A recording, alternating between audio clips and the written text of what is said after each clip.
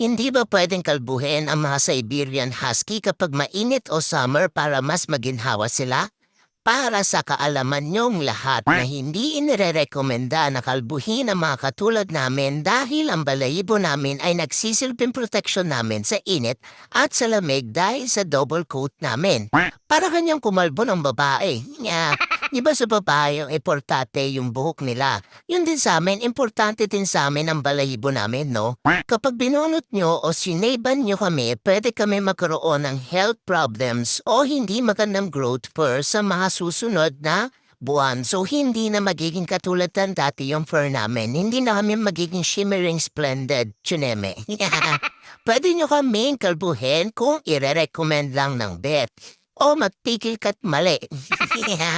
Pansinin niyo kami mga husky, hindi kami bumabaho kahit 2 months niyo na kaming hindi nililiguan kasi dahil sa may self-cleaning ang coat namin.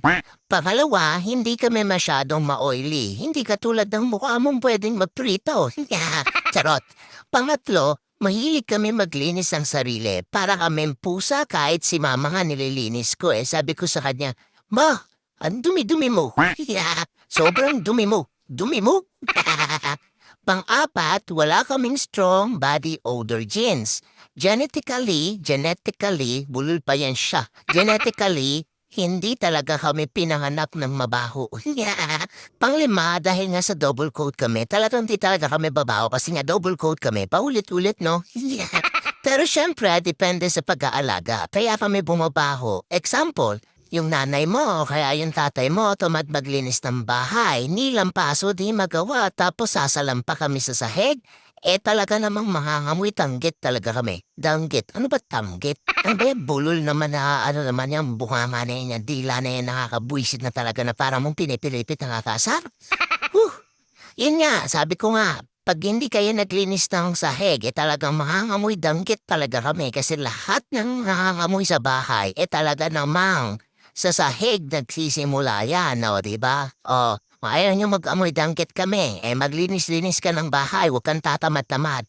O yun, kapabayaan mo na yun. Hindi nakapabayaan namin yan, ha? Kaya, magtigil-tigil kayo, maglinis kayo ng bahay para hindi kami umaamoy. Nakakahiya naman sa amin, no? Ha?